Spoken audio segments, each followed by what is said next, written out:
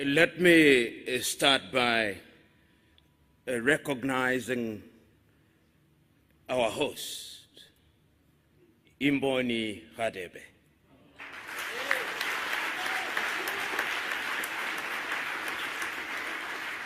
Let me also recognize that we are assembled here on the occasion of the 6th Memorial Lecture of Slabat Steve Mbiza. And let me recognize Your Majesty, the good doctor, my very good friends who have had occasion to speak before me, and those who are present in this assembly to listen to us. In your absence, our speeches would mean little, if not nothing.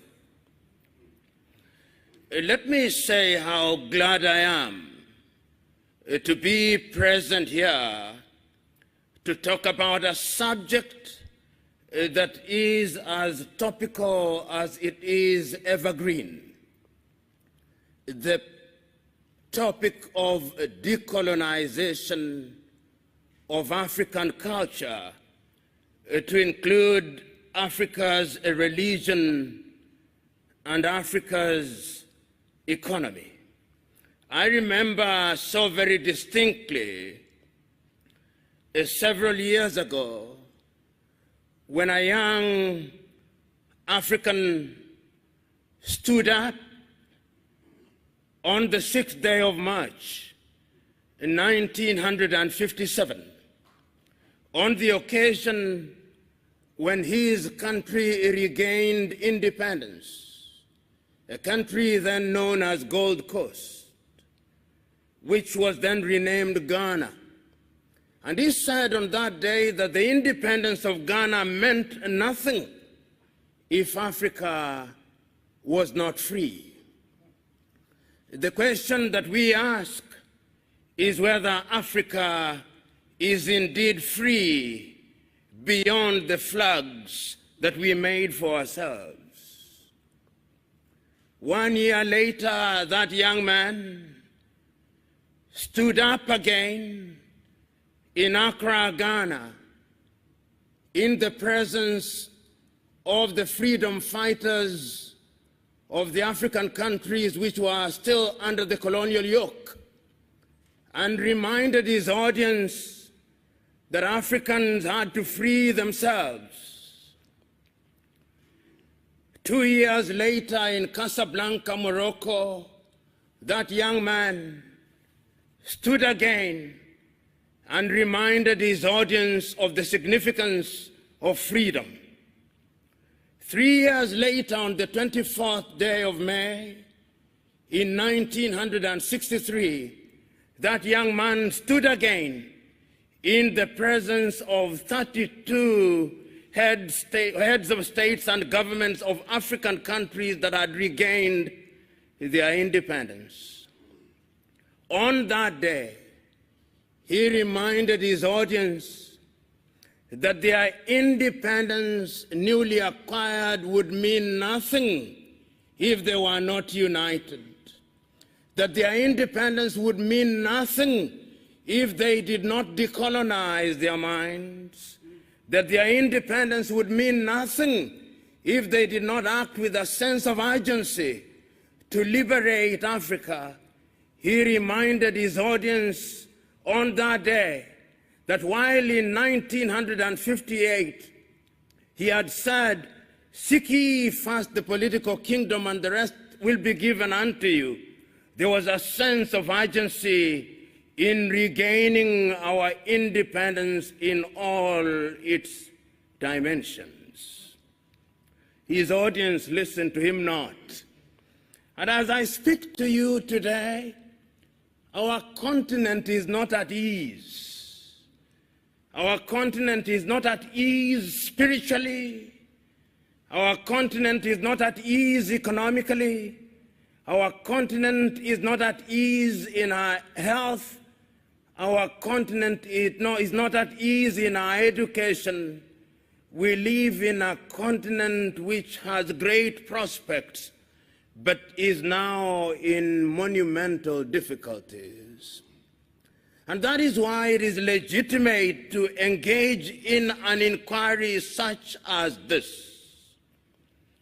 We have been victimized many times, and those who spoke before me had the occasion to narrate to you how we were enslaved and commodified by the Arabs. The Arab colonization project was a project not only of Islamization, but also a project of Arabization. And when the Arabs were done with us, the European tribes came. If it was not the Portuguese, it was the Dutch. If it was not the Dutch, it was the Italians. If it was not the Italians, it was the French. If it was not the French, it was the Germans. If it was not the Germans, it was the English. We were victimized. That is our history. And when slavery had lost its luster, some from within their ranks pretended that they were abolishing slavery. They introduced yet another thing, the thing called colonization. They came into our continent and claimed that they had discovered us. They came, and while we were here, they discovered the Cape of Good Hope. They discovered us, they claimed. While we were here, they came and pretended to discover all lakes and all rivers. That is how they came. While we were here, they came and pretended that we had no history. But let us assess history, if only to demonstrate to ourselves that the African continent is the cradle of human civilization. You know, when Europeans were still living in caves, the Dogon in Mali had already recognized the stars. When the Europeans were still eating raw meat, the Africans had discovered fire. The Africans were the pioneers. And even if you look at all religions and their creation, and I'm a keen reader of the Bible, and the Bible records, and the God said, let us create man in our own image, and that he took soil and formed man out of it. The last time I checked, soil was brown or black, not white.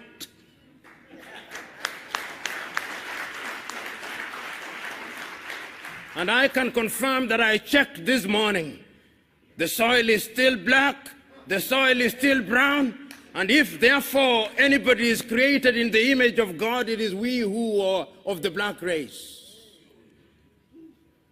Islam also says the same thing. And you know, Africa has been abused. When you look at the maps that are drawn by European cartographers, Africa is smaller than the United States of America, and yet it is larger, almost as large as Asia. They minimize us at all times. Even the thing they call the Middle East, what is middle about it? How can it be that Israel is not part of Africa, but Madagascar is a part of Africa? When we assembled here to talk about decolonization of the mind, we must remind ourselves of our history. The pyramids were made here in Africa. It still defies architecture and engineering. It's the Africans who made them. The walls of Benin, which are 4 times longer than the Chinese Great Wall, were here in Africa. The temples of Lalibela, which were dug out in Ethiopia out of the soil, were made here in Africa. The great walls of Monomatapa in Zimbabwe were made here in Africa. And when you go to the warriors of the world, the Monis or the Amazons of Dahomey were found in present-day Benin. King Zinga of the Mbanda, of the Batamba, was here in Angola. Africa is the cradle of human civilization. You know, as a young man, I read Ghana's Jody Graft's play, Muntu, in which he says in part, some things we know and some things we do not know. But this one we know, that Odoman Koma created the world, and that Odoman Koma is God, and that God is neither Christian nor Muslim nor all these things, because God is a spirit. And if he is a spirit, he cannot be all those things. Your own Desmond Mpilo Tutu writes in a book, God is not a Christian. And he is not. Even for those of us who are of the Christian faith, Christ was not a Christian. Christianity is a post-Christ religion. And you can see that God has been appropriated by civilization, and over the years they have been whitening God. When God was in the Middle East, even Christ was in the Middle East, he was not as white as he is now presented to us. They took Christ to the Greeks. They made him white, and they made him speak Greek. When they were tired with him, they took him to Rome, and they made him speak Latin. And when they had tired with it, they created a religion that they called the Roman Catholic Church. God was not a Catholic and is not a Catholic. When they were tired with him, they took him to England to allow King Henry VIII to marry, and they named the Church of England, and made the Queen and the monarch the head of that church. God is not an Anglican. And when they were tired, they took him to Scotland, and they made him a Presbyterian. And when they were tired, they made God a Methodist. And when they were tired, they took him to Germany, and they made him a Lutheran. And when they were tired, they went to the United States, and they made him an Episcopalian. God is not all those things. The God that I worship is worshipped in truth and in spirit. And let me tell you, throughout the ages, ask yourself a few fundamental questions. Despite the fact that they have done everything to erase Africans from the face of this earth, even in their own history, they acknowledge that all their great men came to Africa. Why? And what did they come to do to Africa? Socrates was in Africa. And when he came to Africa, he met Orunmila of the Yoruba tribe, who was a greater philosopher than him. Pythagoras was in Africa. What did they come to do to Africa? You pay homage where knowledge resides. Moses was in Africa and was born in Africa. What did he come to do in Africa? You pay homage where knowledge is. Muhammad was in Africa. Why do you come to Africa? You pay homage where knowledge is. Christ or Yeshua was in Africa. Why did he come to Africa? You pay homage where knowledge is. The Lord Krishna of the Hindus was in Africa. Why did he come to Africa? He came to pay homage where knowledge is. This is the cradle of human civilization. But we have been so beaten over the years. We have been so abused over the years. They enslaved us because they feared us. They colonized us because they feared us. They now have a new project, the neo-colonial project. And I'm told that the neo-colonial project is a twin of another child called colonization. Their mother is imperialism. And imperialism never changes its character. It only changes the masks that it wears. We must be wary of it. It is sad when they came here and abused Christianity, they told us to close our eyes in prayer. And when we opened our eyes, the land had disappeared. That is who they are. They are not our friends. I can still hear through the vicissitudes of time your own Robert Mangaliso Sobukwe saying, there is only one race in the world, the human race. But the whites have forgotten that. The Arabs have forgotten that. The Chinese have forgotten that. It is only we Africans who know that there is only one race, the human race. It is our duty to remind them that that is indeed the divine instruction. Because the God that I worship cannot be bottled in little religions. The God that I worship cannot be contained in little books. The God that I worship is immanent and omnipresent. He is resident in our minds and in our hearts and in our very veins. It is only we who Africans who know him in truth. And in order to appreciate him, we must understand him differently. We must understand him in spirit. You know,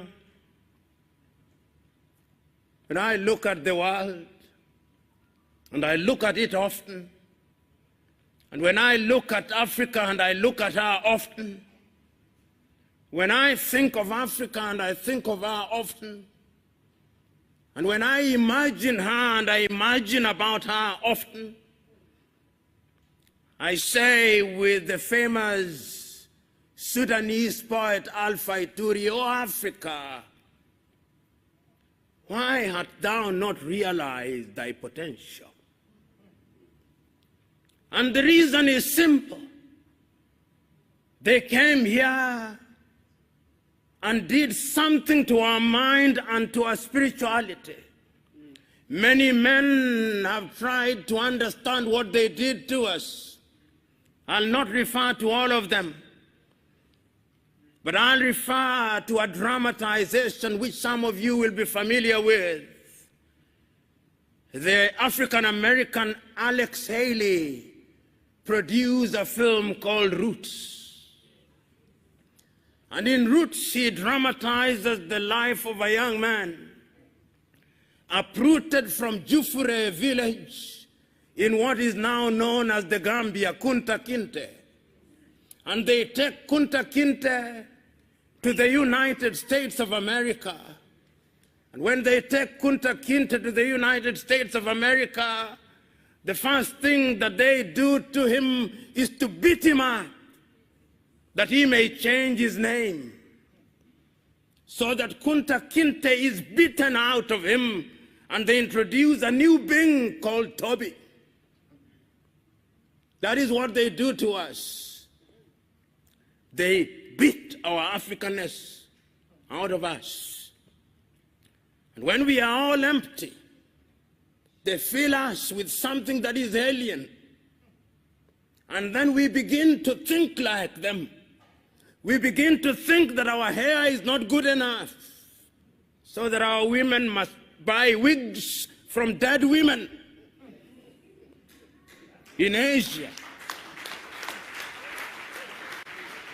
so that our women must reject their skin, they bleach it that they may become whiter, so that our women can remove their eyebrows and eyelashes, so that our women can paint their lips red. They do that to us, so that our women can stop eating, that they may become slender. They do that to us. And they do that to us because they know that our women are the fountain of life. And that when they change our women, we men who are weak will be changed. We must stop that.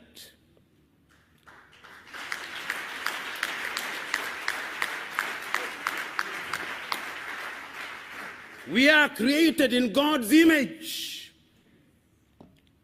You know, John Garang Dimabior in Sudan once asked the Arabs, why do you want to Arabize us?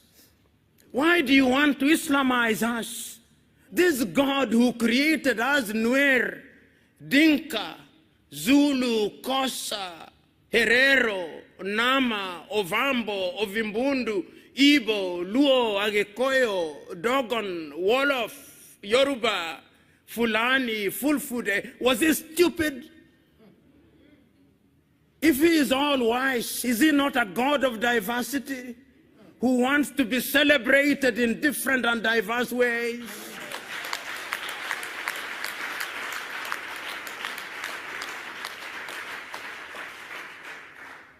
We must not accept.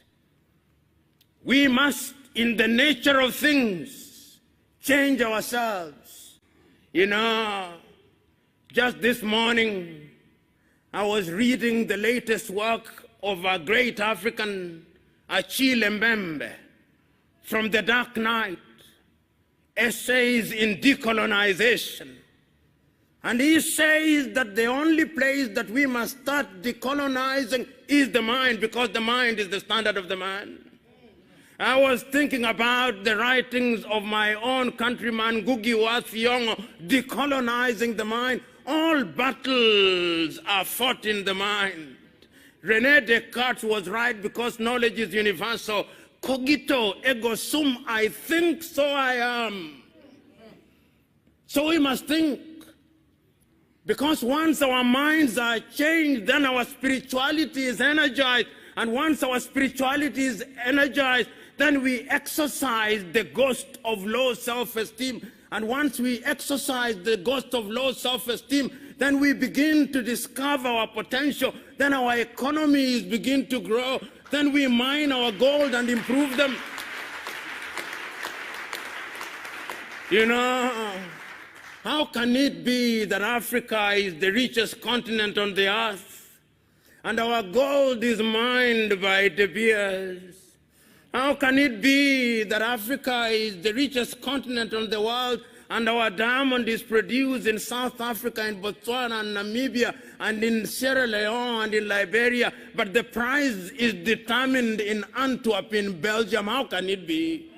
How can it be that Africa produces cocoa in Togo, in Cote d'Ivoire, and in Ghana, and chocolate is then made in Switzerland and in Belgium, who have not even a bush of cocoa? How can it be that tea is produced in Ethiopia and in Uganda and in Kenya, and when it is taken to the United Kingdom, they now call it English tea? How can it be?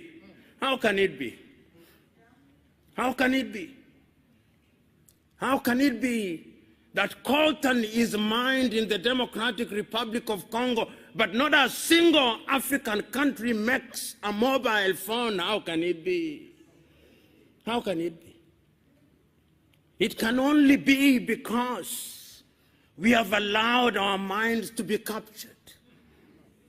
It can only be because we have allowed ourselves to be spiritually confused. It can only be because we have allowed ourselves to be slaves of others. And the God that we worship, knowing that we are confused, has turned his head on the other side, so that when we pray and fast, he does not listen. Or if he listens, he does not care. He's waiting for us to realize ourselves so that we can worship in truth.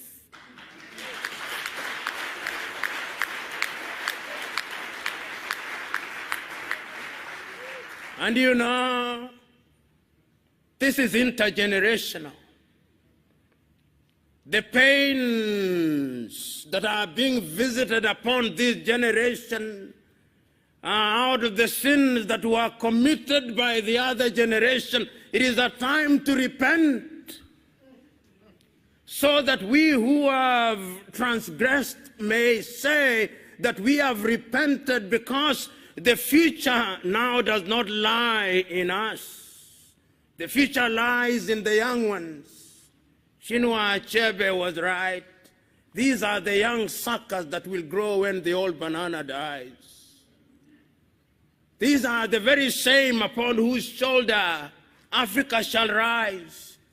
Your duty and my duty is to plant the tree in the knowledge that one generation plants a tree, another generation waters the tree, another generation prunes the tree, another generation enjoys its shade.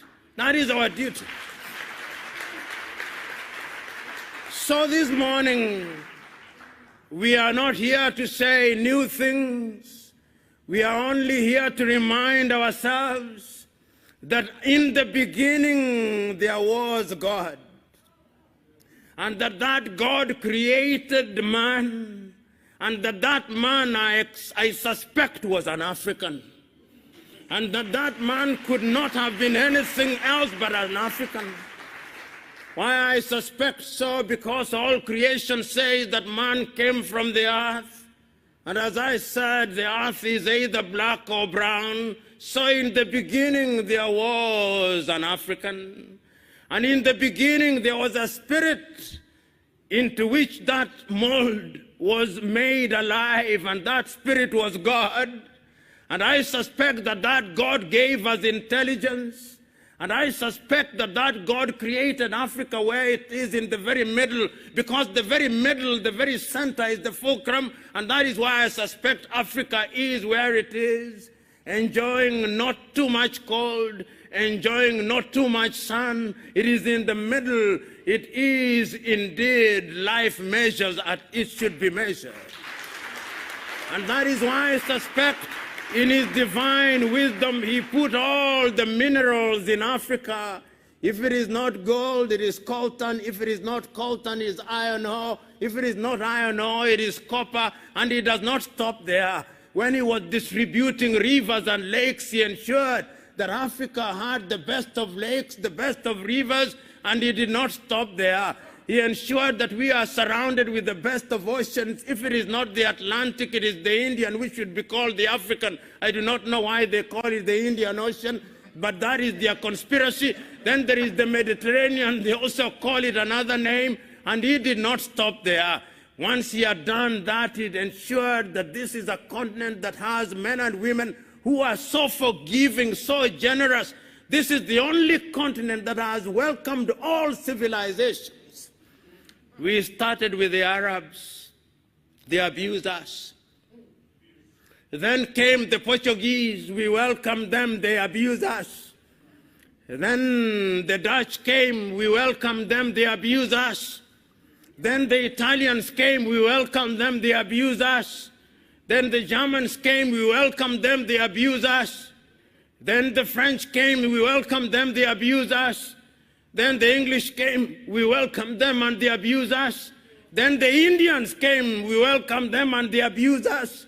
Then the Lebanese came, we welcomed them, they abused us. Now the Chinese are coming, we are welcoming them and they are abusing us. We must stop this. And we can only stop this through self-realization.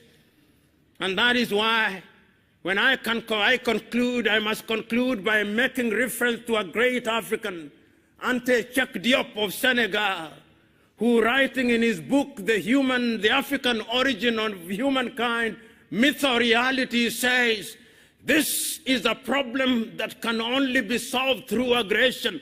And I'm telling us, this is the time now for Africa to rise. Africa will be great. Africa must be great, and it will only be great if we choose to spiritually decolonize our minds, our hearts, and culture, because it is only then that Africa will be a great continent. God bless you.